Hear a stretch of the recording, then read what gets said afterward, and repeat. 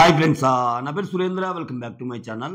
ఈ particular video చుక్కామ హ్యాండిల్లో డైరెక్ట్గా మాస్, సూపర్ మాస్ అండ్ తనూజాని ఎలివేట్ చేస్తా తనూజ రమ్య నామినేషన్స్ని ప్రొజెక్ట్ చేసి వీడియో ఒకటి వదిలేరండి.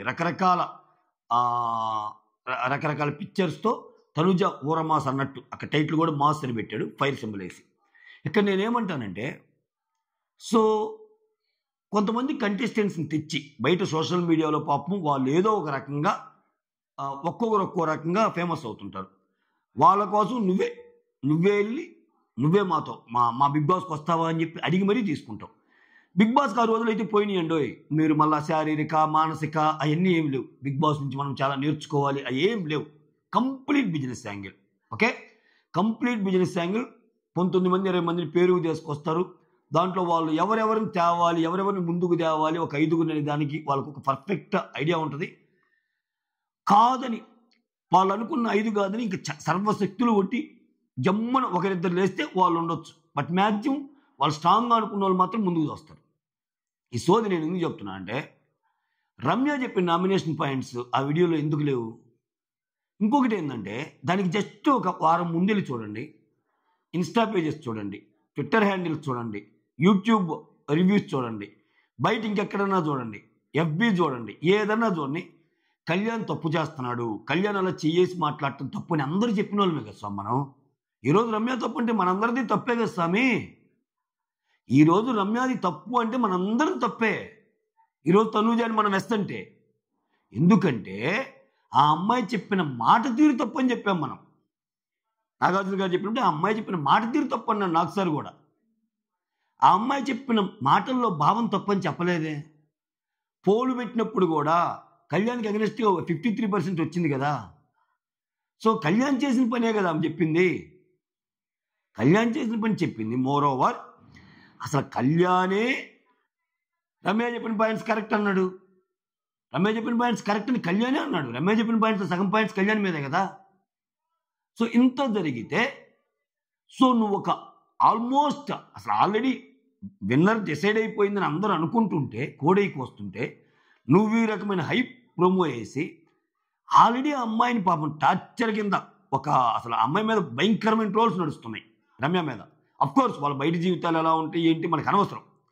షోకి వచ్చాక ఆ అమ్మాయి నమ్మింది, ఆ అమ్మాయి చూసింది, ఆ అమ్మాయి లోపలికి వచ్చి చెప్పింది. 5 వారాల గ్యాప్ ఉందిగా వాళ్ళకి. 5 వారాల గ్యాప్ ఉన్నప్పుడు ఆ అమ్మాయి కనిపించింది, చెప్పింది. ఆ అమ్మాయి ఇదే కాదే, రీతు అండ్ డిమాండ్ గురించి కూడా చెప్పింది కదా. సో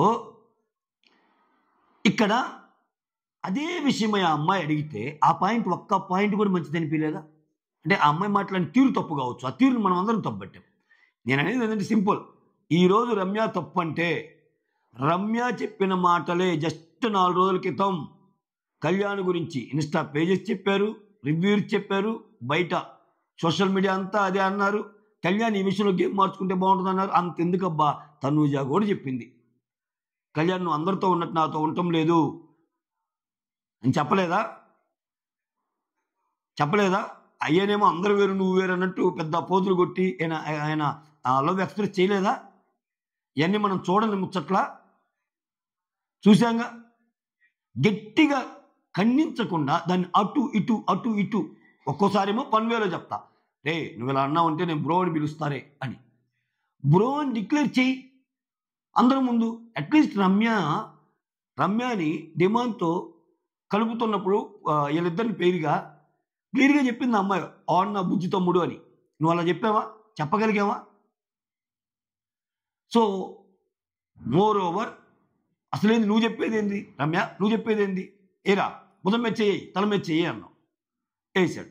ఆ అమ్మాయి అనింది అదే జరుగుతుంది, ఆడికేమో తెలియక వేస్తున్నాడు చెయ్యి, పోయేది ఆడికేమే, నువ్వు అందరిని పంపించడానికి వచ్చిన ఒక దేవతవి అనింది ఆమె.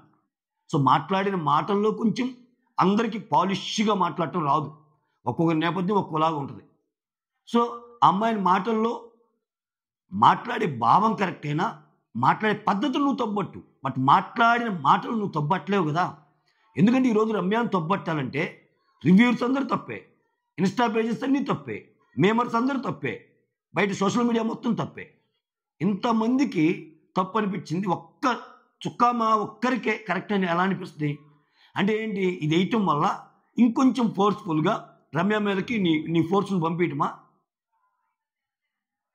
పంపించటమా? ఏంటి దీని ఉద్దేశం? ఇది చూసా నేను. అంటే మనం ఎన్ని మాట్లాడినా అల్టిమేట్గా వాళ్ళకు ఒక బిజినెస్ యాంగిల్ ఉంటుంది. నువ్వు ఎంత చించుకున్నా ఏం జరగదు. కానీ కొన్ని అట్లీస్ట్ చెప్పాలి కదా. దీనివల్ల ఏదో జరిగిపోద్ది, ఈ అందరికీ ఏదో న్యాయం జరిగిద్ది అనేది నాకు ఎప్పుడు ఉండదు బిగ్ బాస్ పట్ల. ఎందుకంటే అల్టిమేట్గా వాళ్ళు అనుకున్నదే జరిగిద్ది. సో ఇక్కడ నువ్వు ఒక ఆర్గనైజేషన్లోకి ఎంప్లాయీగా జాయిన్ అయినప్పుడు నీ ఆఫర్ లెటర్ మీద సైన్ పెడతాను చూసావా, ఒక 48, 47 పేజెస్. చాలామందికి తెలియకుండా ఫస్ట్ పేజ్ నుంచి లాస్ట్ పేజ్ దాకా పడతాయి. అది డ్యూయల్ సైడ్ ఉండదు. ఆ బాండ్ ఎప్పుడు ఆర్గనైజేషన్ ఫేవర్గానే ఉంటుంది. వాళ్ళు ఎప్పుడు తీసేయాలన్నా నేను ఎనీ పాయింట్ ఆఫ్ టైం ఏదో ఒక రీజన్తో తీసేయచ్చు. బట్ నువ్వు వెళ్ళాలంటే మాత్రం 2-3 months నోటీస్ పీరియడ్ సర్వ్ చేయాలి. లేదు నేను ఇంకా వెళ్ళాలంటే నోటీస్ పీరియడ్ని బైఅవుట్ చేయాలి. నీ మంత్రి శాలరీ ఎంత సేమ్. ఇక్కడ బిగ్ బాస్ అనేవాళ్ళు ఎంప్లాయర్, అబ్వియస్గా వాళ్ళు అనుకునేవి జరుగుతాయి. దీనికి సామాజిక మానసిక ఇంకా రోజులు పోయినాయి. బిగ్ బాస్ గురించి గొప్పగా మాట్లాడుకునే రోజులు అయితే పోయినాయి అబ్బా. వాళ్ళు ఒక సెట్ ఆఫ్ పీపుల్ని అనుకుంటారు, ఫస్టే డిసైడ్ అవుతున్నారు విన్నర్ని. ఇప్పుడు బిగ్ బాస్ గేమ్కి వచ్చాక గేమ్ ఆడి విన్నర్ అవ్వాలి. ఆల్రెడీ నువ్వు విన్నర్ అనుకున్న వాళ్ళు తీసుకొచ్చి విన్నర్ చుట్టూ గేమ్ తిప్పటం కాదు. అప్పుడేమైంది, నువ్వు అనుకున్న పంతం చల్లారిద్దేమో. కానీ చూసే ఆడియన్స్కి ఉండదా, అరే ఇలా ఆడుతున్న ఆటకి జరుగుతున్న దానికి ఏమైనా సంబంధం ఉందా అని. అంటే నీకు కొన్ని క్యారెక్టర్స్ కావాలి. టాప్ 5కి ఎవరెవరు పంపాలో నువ్వు డిసైడ్ చేసుకోవాలి. దానికి ఏ రకమైన కంటెంట్ ఇవ్వాలో ఆ కంటెంట్ ఇచ్చే వాళ్ళని ఎలిమినేషన్ నుంచి ఎట్లా తప్పించాలి, అమాయకుల్ని ఎలా బలి చేయాలి, నువ్వు అనుకున్న వాళ్ళని ఎలా ముందుకెళ్ళాలి.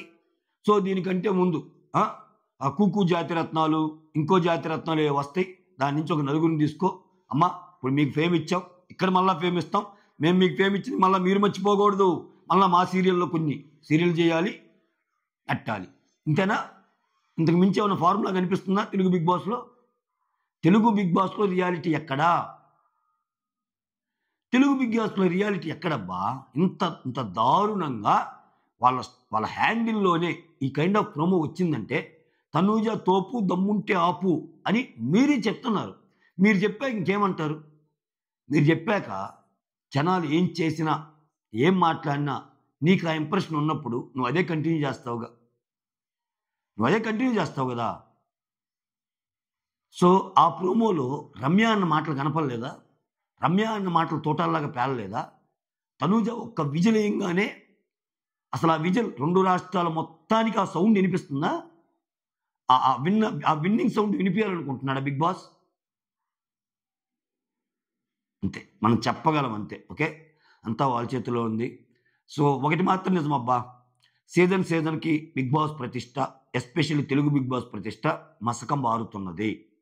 ఒక రియాలిటీ షోలో రియాలిటీ లేనప్పుడు, ఒక రియాలిటీ షో డ్రామా అయినప్పుడు, ఒక రియాలిటీ షోలో వాళ్ళు అనుకున్న ముందుకెళ్తున్నప్పుడు, చూసే ఆడియన్లను పిచ్చి వాళ్ళని చేస్తున్నప్పుడు ఖచ్చితంగా రిజల్ట్స్ అలానే ఉంటాయి. వాళ్ళు చెప్పుకోవచ్చు ఎక్స్ట్రాడినరీగా ఉన్నాయి, రిజల్ట్స్ ఎక్స్ట్రాడినరీగా ఉన్నాయని. బట్ రియాలిటీ జనాలకు తెలుసు. Right? That's all. Thank you so much. Signing off me Surendra.